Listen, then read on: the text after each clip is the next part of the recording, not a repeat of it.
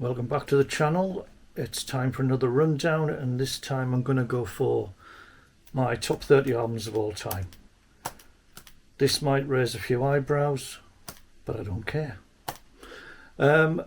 Before we get into the 30, just some honourable mentions. These just missed out, and if I did this list again in 6 months to a year, they might even come back into the list.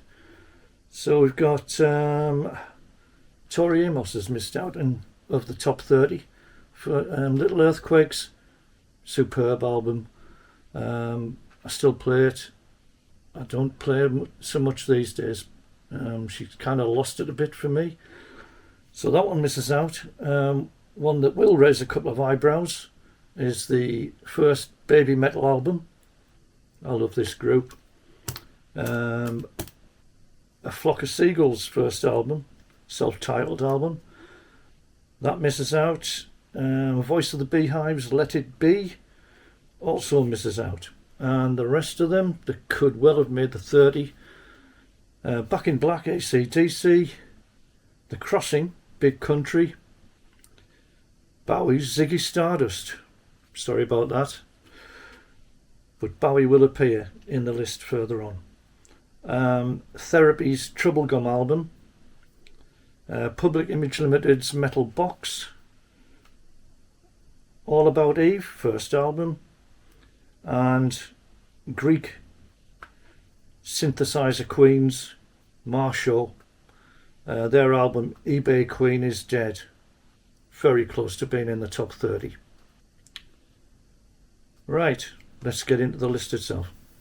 Right, here we go then, and I'm going to whip through from 30 to 11 very quickly. I'm not going to really speak much about these albums.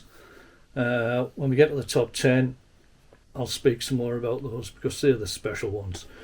At 30, The Cult, Love. 29 is the Jam album, All Mod Cons. Saw them 2 or 3 times around about the time of this album, and they always delivered live, brilliant. And this is their best album for me.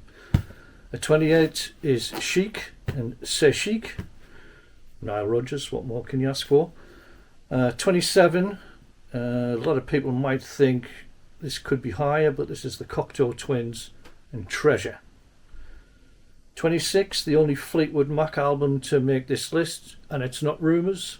It is Say You Will, from the early 2000s. I've actually got quite a nice DVD audio version of it here. I don't know what it is about Say You Will, but it tops Rumours for some reason for me. At 25 is the Live and Let Die soundtrack. You always think about John Barry when you think about Bond music, but this score is by George Martin, Beatles producer, and my god, it's really good. So that's 25, Live and Let Die. 24, The Sweet, Desolation Boulevard, my favourite band from the glam rock era. 23 is U2's first album, Boy. That and The Joshua Tree and possibly The Unforgettable Fire are their 3 great albums, until it gets into the 90s and they all turn into a bunch of wankers. Can't stand them now. 22, XTC, Black Sea, a nice deluxe version of that.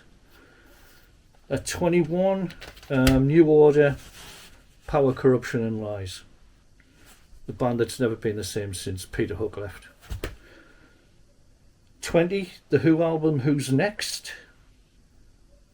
19, the only David Bowie album to appear in my list, and I thought long and hard about this one, but Hunky Dory gets the nod from me. 18, one of the finest punk albums from the era, The Adverts, Crossing the Red Sea with the Adverts. And at 17, the Psychedelic Furs first album, marvellous. 16 is Johnny Cash. I loved his 90s stuff when the voice was starting to go and he was doing covers, still doing his old stuff. And the one that I play more than anything is American 4. It is superb. 15, Led Zeppelin, Physical Graffiti. 14 is the Alan Parsons Project, Tales of Mystery and Imagination, music based on the works of Edgar Allan Poe. Is that someone laughing at the back? And 13 is the Pretenders' first album. They never really topped this in my opinion. Still producing good music today though, the Pretenders. 12 is the Chameleons. What Does Anything Mean, basically. And at number 11, and I think a lot of people thought this band would be a lot higher in the list, is Sparks, and it's the Indiscreet album. And at number 10, he was always going to appear, wasn't he? Gary Newman, The Pleasure Principle. This is a nice 30th anniversary edition copy, and, well, it's Newman, it's synths. It's what Gary Newman was all about back then. At 9, arguably the best record from the glam era, T-Rex's Electric Warrior. And this is a rather lovely box set edition, which has long since been deleted. I'm just delighted to have it. Fabulous, fabulous album. At number 8, a band I'm going to be seeing again in December for the first time in 30 odd years, the Human League, and a synth classic, Dare. At number 7 is Nevermind the Bollocks, the Sex Pistols. Fairly obvious choice for me. It still has the power, it still sounds fantastic. So you will have noticed that so far there's no new music in my list at all. Nothing even remotely close to something that's been released in the last 20 years.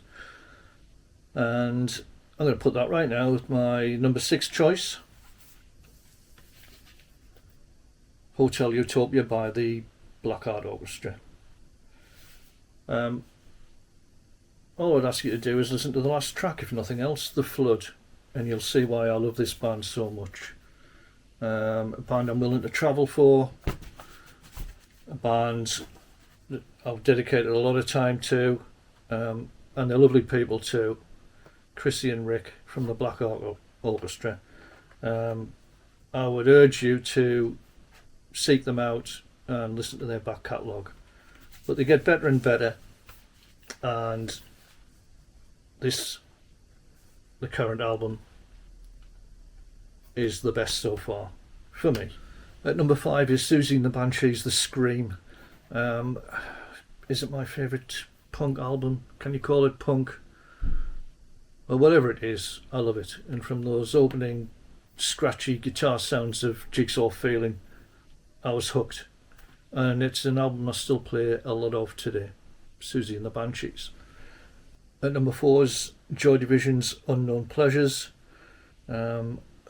It is a timeless album for me. Absolutely adore this bloody thing. And I was lucky enough to see Joy Division just the once, but I saw them and they blew me away that night. At 3, it's the Chameleons, the only band to appear twice in this top 30, Script of the Bridge. Is there a better guitar band? Smiths? No.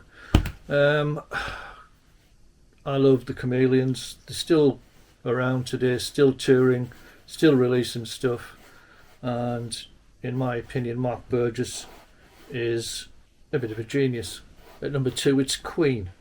Queen were superb in the 1970s, so I won't have anything bad said against them.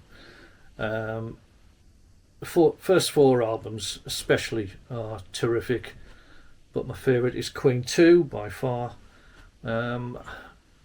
Used to be my number 1 album, but something pipped it to the post this time round. March of the Black Queen, Funny How Love Is, Someday, One Day, all these tracks on Queen 2 are impeccable. My number 1 album of all time is Hounds of Love by Kate Bush from 1985. There's just nothing wrong with this album. The production on it is incredible. The songs are fantastic. Kate Bush Her voice has never sounded better. Tell me what's wrong with it. Tell me anything that's wrong with it, and might reappraise it. But to me, it's a faultless album. Number 1, Hounds of Love by Kate Bush. Finally, you might find it strange that I didn't have any room for the Beatles, the Rolling Stones, Pink Floyd, Elton John, that kind of act.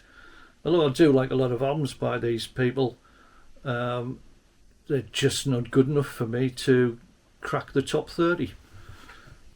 And of course, there's no room in any of my lists for Billy Joel, Bruce fucking Springsteen, and Ed Sheeran.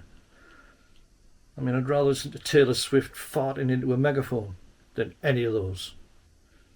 That's my list. I look forward to the comments, good and bad. And I'll see you next time for another list. I do know what it's going to be, but I'll keep you waiting for that. Thanks for watching. I do appreciate it. Please give us a thumbs up. And see you next time.